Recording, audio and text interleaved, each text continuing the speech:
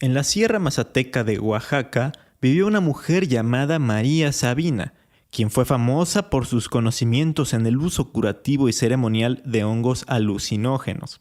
Llegó a ser tan conocida que, según se cuenta, hasta los mismísimos Beatles fueron a visitarla. ¿Quieres conocer la historia completa? Quédate aquí en el episodio número 21 de la segunda temporada de Leyenda Urbana MX.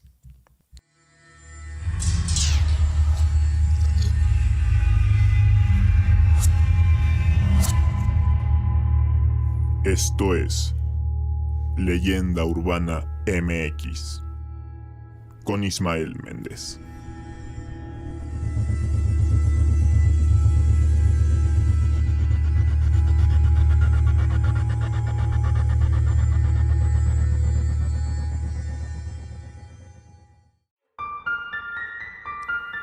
¿Qué tal? Sean bienvenidos a Leyenda Urbana MX, el podcast en el que semana a semana hacemos un recorrido a través de las leyendas urbanas, históricas y de terror que le han dado la identidad cultural a México. Hace unas semanas, cuando hice el episodio de Catemaco y la brujería, mencioné muy por encimita a una de las más grandes curanderas mexicanas, a María Sabina, y hubo algunos comentarios diciendo que hablara de ella en algún episodio. Así que aquí está. Lo voy a enfocar de un modo más biográfico, o sea, un poco diferente a los temas que se han tratado hasta ahora en el podcast. A ver qué les parece. Para mí resultó apasionante adentrarme y conocer la vida y obra de esta mujer. Pero antes, ya saben que si quieren ver las show notes del programa, de los episodios, o enterarse antes de los temas a tratar en el podcast, no duden en seguirme a través de Facebook e Instagram. Me encuentran como Leyenda Urbana MX. No sé en qué año nací, pero mi madre María Concepción me dijo que fue en la mañana del día en que se celebra a la Virgen Magdalena, allá en Río Santiago, agencia del municipio de Huautla. Ninguno de mis antepasados conoció su edad. El lugar donde ahora vivo se llama Cerro Fortín, arriba del barrio Mixteco, desde donde puede verse allá abajo la pequeña población de Huautla.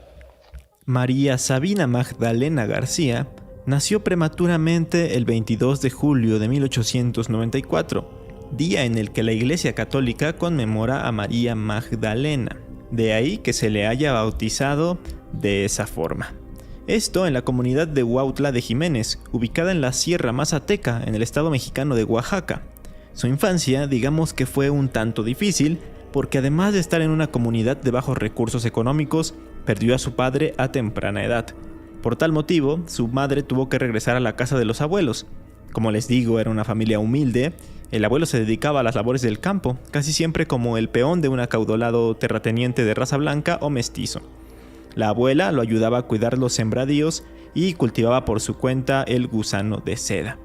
Se conoce que en el linaje de su familia ya había habido chamanes, en concreto 2, y ella, antes de los 10 años, tuvo sus primeras incursiones con los hongos. Les cuento. Su primer contacto directo con la ingesta ritual de los hongos lo tuvo entre los 5 y los 7 años durante una ceremonia celebrada en su casa para tratar de sanar a uno de sus tíos. En aquella ocasión no los probó, pero ahora ya tenía conocimiento de estos. Por otro lado, María junto con su hermana Ana, a pesar de su corta edad, pues ayudaban a cuidar a los chivos de sus abuelos. En una ocasión, uno de los chivos se alejó demasiado de los demás y María Sabina tuvo que buscarlo en las hondonadas de la sierra. Allí encontró los hongos. Como el alimento en su hogar siempre era escaso, ahora sí los ingirió, pero sobre todo ella los comió para calmar su hambre. Al cumplir los 10 años, su madre le encargó los quehaceres del hogar, el bordado de huipiles y también salía con su azadón a trabajar en el campo. Esto último era lo que más le gustaba. ¿La razón? Pues tenía a su alcance los hongos que anteriormente había probado, mismos que pronto los compartió con su hermana. Ambas niñas sentían los efectos alucinógenos. Sin embargo, 4 años después, al cumplir los 14, y según las costumbres de la zona y de esa cultura, fue entregada a un hombre. En este caso, a Serapio Martínez, un joven de 20 años que trabajaba como vendedor ambulante con artículos que compraba en poblaciones de Veracruz y de Puebla. Un año después, tuvieron a su primer hijo. Luego él estuvo ausente, ya que por el tema de la Revolución Mexicana fue dado de alta en las fuerzas carrancistas. Cuando volvió a su hogar tuvieron 2 hijos más, pero al poco tiempo, en el año de 1914, Serapio Martínez murió de una enfermedad, por lo que María Sabina quedó viuda muy joven. A raíz de esto, continuó labrando la tierra y criando pollos para subsistir con sus 3 hijos. Luego vivió con Marcial, que era un curandero, pero le daba muy malos tratos, era desobligado y alcohólico. La golpeaba a ella, a sus hijos e incluso hasta a su madre. A pesar de esto, tuvieron 4 hijos.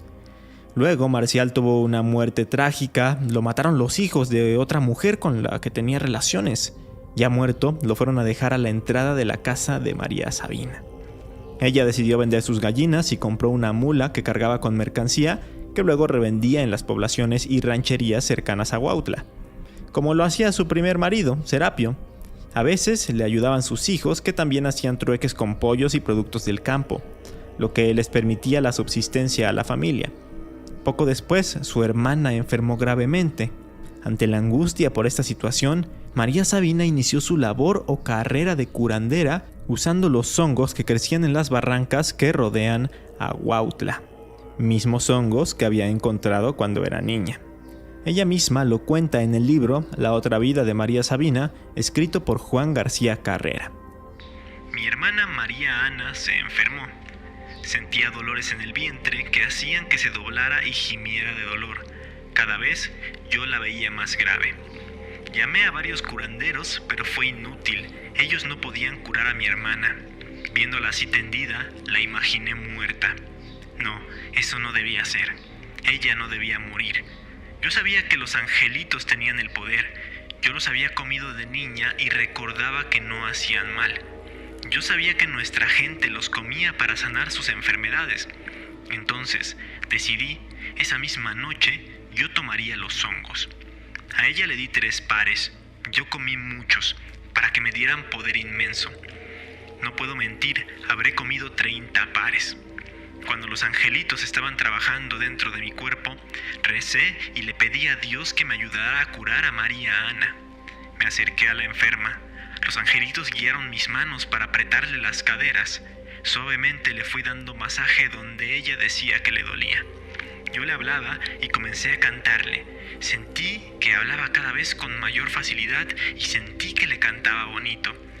Seguí apretando a mi hermana en su vientre y en sus caderas.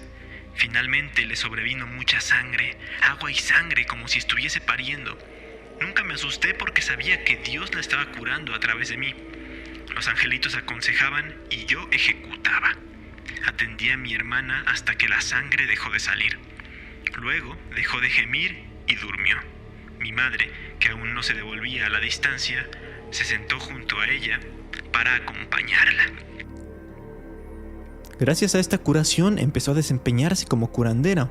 Mínimo realizaba una curación a la semana ayudada de los hongos alucinógenos. Fue así que empezó a ser conocida en la localidad y cada vez más gente de la población iba con ella. Lo que ella realizaba, esto de consumir alguna sustancia alucinógena o psicoactiva para entrar en trance, es parte del chamanismo. Vamos a hacer aquí un pequeño paréntesis para hablar de esto.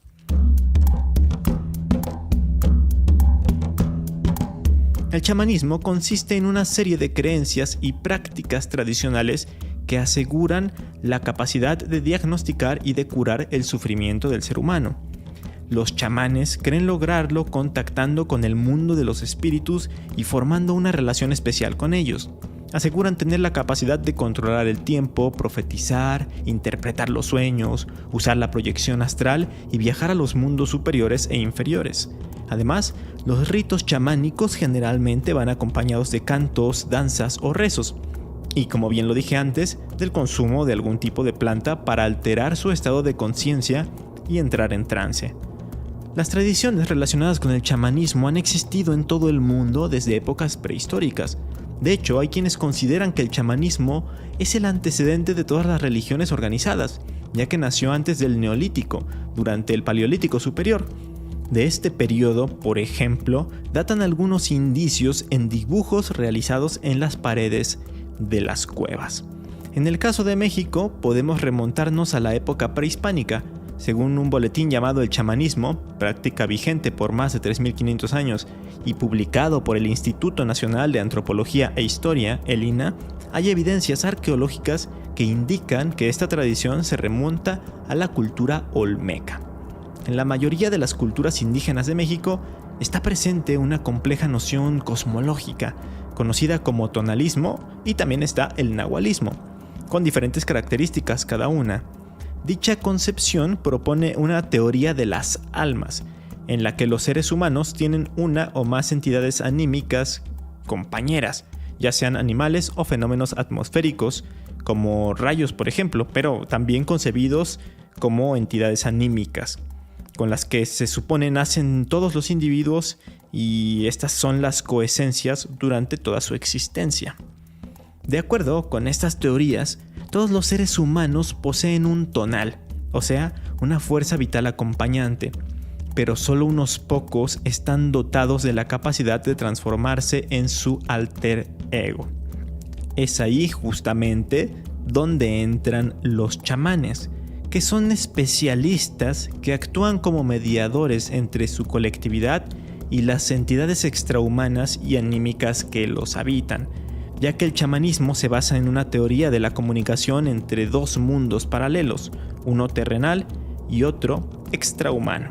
Repito, ya sea a través del sueño, de la capacidad de entrar en trance, de las revelaciones o del uso de psicotrópicos, y cuyo papel social más visible es el de la sanación. El chamanismo en las comunidades indígenas de México pudo sobrevivir y se ha mantenido vigente por tanto tiempo debido a que, digamos que se ha ido transformando de acuerdo con las necesidades de los distintos grupos sociales. Esta tradición está mucho más arraigada en los pueblos del centro y sur del país, por lo que es muy común oír de ella en localidades de Veracruz, Tlaxcala y, por supuesto, Oaxaca. Ya teniendo un poco más claro a qué se refiere esta práctica adoptada por María Sabina, vamos a continuar hablando de ella, porque si bien, como les contaba, se iba haciendo más y más conocida en Huautla por sus trabajos y curaciones, recordemos que es una zona un tanto alejada y de difícil acceso. Entonces, ¿cómo es que llegó a saberse de ella fuera de Oaxaca? Y no solo en todo México, sino a nivel internacional. Pues bien, esto se debe a Robert Gordon Wasson, un escritor estadounidense pionero en el estudio de la etnobotánica. Él y su esposa Valentina Pavlovna ya habían investigado el uso de los hongos en ceremonias religiosas o curativas en distintas partes del mundo y en diferentes épocas de la historia humana. Luego se enteraron de que en la Sierra Mazateca de Oaxaca se usaban los hongos alucinógenos para efectuar curaciones que a veces parecían milagrosas. Así que en junio de 1953 el matrimonio Wasson arribó a Huautla y se presentaron a las autoridades municipales diciendo que llegaban para conocer y profundizar en las prácticas mazatecas con los hongos, siendo su principal interés para ellos conocer a alguien que manejara esas plantas que consideraban sagradas. Se cuenta que en primera instancia María Sabina los rechazó porque consideraba que al dar los hongos a extranjeros se desvirtuaría su pureza, así como la fuerza mística que provocaban en la mente de los nativos y que por lo tanto perderían sus virtudes terapéuticas. Sin embargo, tiempo después Robert Gordon logró su cometido, fue atendido y relata así su encuentro con María Sabina. Mi primer encuentro con María Sabina fue el miércoles 29 de junio de 1955. Mi amigo, el fotógrafo Alan Richardson y yo habíamos llegado a Huautla el día anterior y Valentina, con nuestra hija Masha, debían llegar hacia el fin de semana. Era mi tercer viaje a México en busca del hongo sagrado y nuestra segunda visita a Huautla. En la oficina municipal, que más bien parecía un granero, conocimos a Cayetano García Mendoza, en funciones de presidente municipal. Él nos enseñó dónde encontrar los hongos y nos mandó, con su hermano Emilio como intérprete, a una casita que estaba un poco más arriba, donde según dijo encontraríamos una curandera de primera categoría, que se llamaba María Sabina y a quien todos llamaban la señora. Era una cincuentona de modales solemnes, con una sonrisa llena de dignidad. Era de corta estatura, como todos los de su raza, y vestía el huipil mazateca. La señora se encontraba en plenitud de sus facultades. Ya era fácil ver por qué Guadalupe, la esposa de Cayetano, nos había dicho que era una señora sin mancha, inmaculada. Alguien que nunca había deshonrado su profesión, utilizando sus poderes para el mal. Ella sola, dijo Guadalupe, había salvado a los hijos de esta última de todas las enfermedades que tan grave mortandad causan entre los niños del país mazateca. Después de aquella plática inicial, pasaríamos muchas veladas con María Sabina y con su hija, y podemos confirmar que se trataba de una mujer de rara virtud espiritual y moral, dedicada a su vocación, una artista que dominaba las técnicas de su oficio. 2 años después de este encuentro, en junio de 1957, Robert publicó un artículo en la revista Life titulado Seeking the Magic Mushroom, o traducido al español sería Buscando el hongo mágico. En él relataba con lujo de detalles su experiencia en los rituales realizados en Huautla de Jiménez, aunque en un inicio María Sabina era mencionada bajo el seudónimo de Eva Méndez. Pero gracias a esto, la localidad oaxaqueña atrajo la mirada de muchísima gente. Huautla se vio asediada por nacionales y extranjeros que buscaban conocer los hongos y sus efectos. Los habitantes de la zona aprovecharon estas oleadas de visitantes y proliferaron los vendedores de hongos y aparecieron charlatanes que organizaban supuestas veladas pero no tenían el conocimiento para hacer los rituales. Luego, dejaron de hacer los rituales únicamente en la noche y muchas personas consumían los hongos en lugares públicos y a plena luz del día, lo que volvió a Huautla un centro de desorden alucinógeno, al grado que tuvo que intervenir el ejército y los policías federales y estatales para desalojar a los jóvenes irresponsables. A pesar de todo esto, María Sabina era la más solicitada y continuaba tratando con toda seriedad la administración de los hongos, aunque a veces llegaba a haber escasez de estos por la alta demanda que tenían. Y es que llegó a ser tan conocida que personajes famosos fueron a visitarla. Por ejemplo, el Beatle John Lennon, aunque esto es más que nada una leyenda urbana. Incluso se cuentan 2 versiones. En una, se dice que fue a Huautla en el verano de 1969 con su compañero de banda George Harrison. María Sabina no quiso atenderlos porque estaba sumamente agotada. Entonces tuvieron que realizar su experiencia con otra chamana llamada Josefina Terán. En otra versión, Sabina dicen que llegó a mencionar que llegaron con ella un señor rubio y una mujer de aspecto oriental, lo que da a entender que era John Lennon y su esposa Yoko Ono. Lo curioso es que en ambas versiones, supuestamente Lennon vivió un mal trance en el que pudo ver su muerte. Y como sabemos, fue asesinado en Nueva York en 1980. Otra leyenda urbana dice que Walt Disney la visitaba frecuentemente y que gracias a sus viajes psicodélicos con ella, configuró y le dio forma a todo su universo fantástico. Incluso existe el rumor de que él mandó a construir la pista de aviones cercana a Huautla, para evitar así las 10 horas de viaje que se necesitan desde la ciudad de Oaxaca hasta ahí. Y así pues le fuera más fácil llegar con la curandera.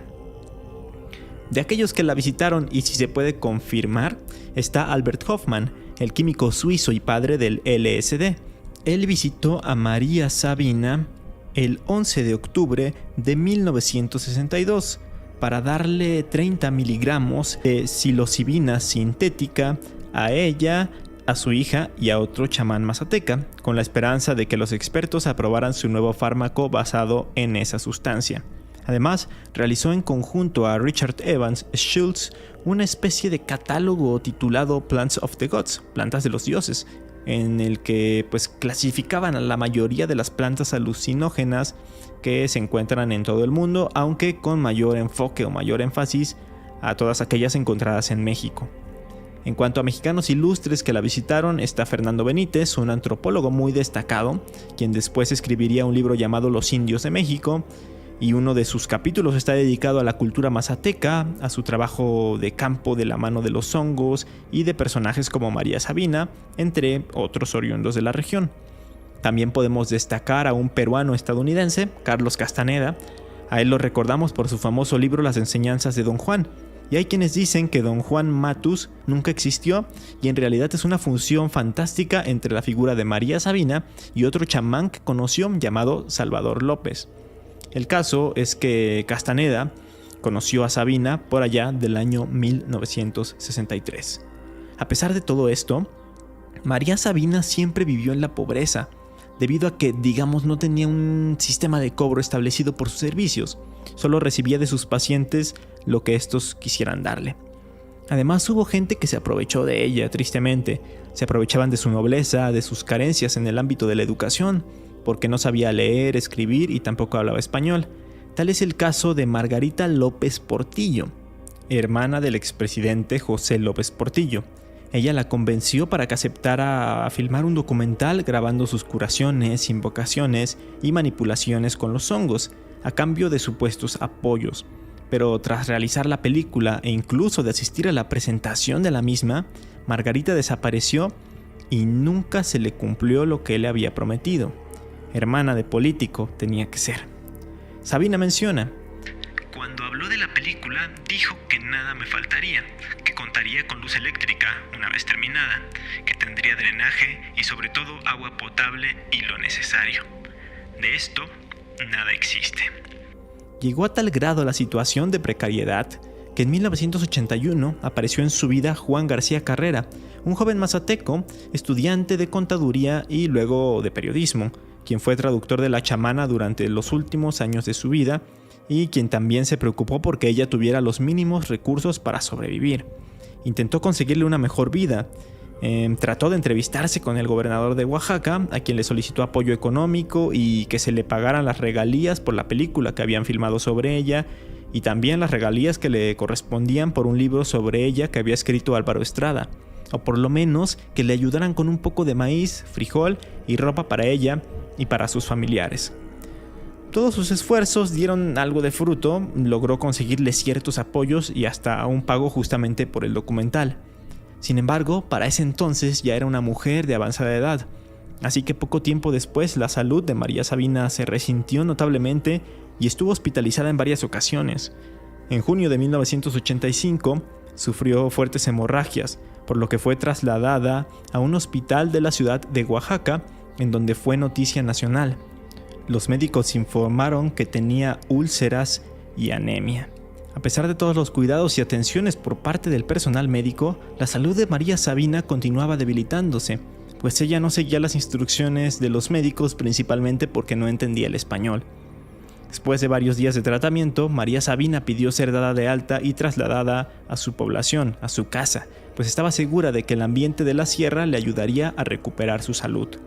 Estuvo algunos meses recuperándose, hasta pudo celebrar su cumpleaños rodeada de su familia, pero entrado el mes de noviembre recayó, tuvo sangrado de nariz y boca, así que fue llevada nuevamente al hospital, en donde le diagnosticaron una bronquitis aguda.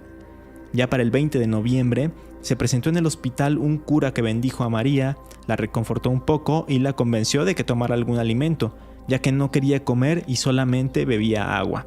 También logró confesarla y hacer que aceptara comulgar. Ella le pidió que la llevara a su iglesia, que ya no quería estar en el hospital. Después de que el sacerdote se marchara, pidió que le trajeran a sus hijas, pues quería perdonarlas por todo el mal que habían hecho. Nuevamente volvió el sangrado, por lo que fue internada en la unidad de cuidados intensivos, en donde se le aplicaron varias transfusiones de sangre. Pero a pesar de todo el esfuerzo médico, María Sabina falleció el 22 de noviembre de 1985, a la edad de 91 años. Juan García se encargó de los trámites funerarios. Su cuerpo llegó a su natal Huautla el sábado 23 de noviembre. Muchos la esperaban en el centro de la población con ramos de flores blancas. También estaban las cámaras de televisión y periodistas locales y nacionales. Después de rezar por el eterno descanso de la chamana, fue sepultada un día después, el domingo 24 de noviembre. Su legado sigue vivo hasta el día de hoy y es considerada una de las personas más importantes relacionadas con todo el tema espiritual y místico en México, además de ser un referente en el uso de los hongos para la conexión astral y la curación. De igual forma, en años más recientes se le ha considerado como una gran poeta oral, esto debido a los cantos chamánicos que hacía cuando trabajaba y estaba en trance. Homero Aridijis, quien es un poeta, novelista y diplomático mexicano, la llamó la más grande poeta visionaria de América Latina en el siglo XX, que me parece un tanto arriesgado teniendo a Violeta Parra u otras mujeres en el mismo contexto, pero bueno. Adolfo Castañón, en un artículo para Letras Libres, dice que las letras de María Sabina son un alto ejemplo de esa poesía ignorada y olvidada. De hecho, se le editó un libro llamado Soy la mujer remolino, en donde se recopilan sus poemas y letanías, que estas últimas vendrían siendo como sus oraciones o rezos chamánicos. Para muestra, uno de sus cantos más conocidos dice así: Soy mujer que mira hacia adentro. Soy mujer luz de día. Soy mujer luna. Soy mujer estrella de la mañana. Soy mujer estrella Dios. Soy la mujer reloj. Soy la mujer constelación. Soy la mujer constelación bastón. Porque podemos subir al cielo. Porque soy la mujer pura. Soy la mujer del bien. Porque puedo entrar y salir del reino de la muerte. Aunque también, lamentablemente, se ha lucrado con su imagen, no solo por el caso del documental y el libro que mencioné que se había hecho, sino también porque aparece su imagen en muchos artículos que se comercializan, como playeras o tazas y otras cosas. O sea que se genera dinero justo con su imagen, siendo que ella vivió rodeada de una escasez económica impresionante. Algo totalmente opuesto a lo que ocurrió con los brujos de Catemaco, quienes sí lograron hacer de sus trabajos un negocio grandísimo. En contraparte, también se le han hecho grandes y respetuosos homenajes, como por ejemplo la grandísima banda de rock mexicano Santa Sabina, que adoptó su nombre por María Sabina, banda que por cierto tuvo entre sus filas a otra gran y talentosa mexicana, Rita Guerrero. En fin, queda también la opinión de ustedes que me están escuchando. ¿Sabían todo esto de María Sabina? ¿Les gustaría tener una experiencia con este tipo de hongos místicos? Háganme saber sus comentarios, por favor. Mientras tanto, vamos con las recomendaciones. En primera, el documental María Sabina, Mujer Espíritu, de Nicolás Echeverría, estrenado en 1979. Un documental en el que se puede ver cómo era el estilo de vida de Sabina, cómo es su localidad de Huautla, cómo es la Sierra de Oaxaca y, por supuesto, cómo es que hacía sus rituales y curaciones. Pueden verlo en Filmin Latino, la renta cuesta solo 29 pesos y a veces la ponen hasta gratuita. Lo malo de esta película es que fue con la que engañaron a María Sabina para poder realizarla. Sabiendo el trasfondo hasta te puedes sentir un tanto mal, pero bueno, igual tiene ciertas cosas interesantes. También quiero recomendarles el número 20 de la revista Indelebles, publicada por la Casa de la Cultura Oaxaqueña. Está dedicada a María Sabina ese número, y vienen varios testimonios y relatos de gente cercana y de estudiosos de María Sabina. De ahí saqué mucha información para poder armar este episodio y esta crónica, digámoslo así. La pueden leer gratis ya que está en la página oficial del gobierno de Oaxaca. La subieron en PDF para su consulta. Y por último va un libro biográfico que estuve mencionando durante el episodio. Se llama La otra vida de María Sabina, de Juan García Carrera, que considero es el más auténtico de los que se han escrito sobre ella, porque Juan fue justo este joven que luchó porque ella pudiera tener una vida más digna. Y como tuvieron muy buena relación, pues ella pudo expresar muchas cosas a viva voz en este libro. Y eso fue todo en el episodio de esta semana. Espero que les haya gustado y que conocieran más acerca de esta enigmática mujer mexicana. Si fue así, no duden en recomendarle este podcast a sus amigos y conocidos para que siga creciendo. Eso me va a ayudar muchísimo. Mientras tanto, nos escuchamos la próxima semana en un nuevo episodio de Leyenda Urbana MX. Hasta entonces.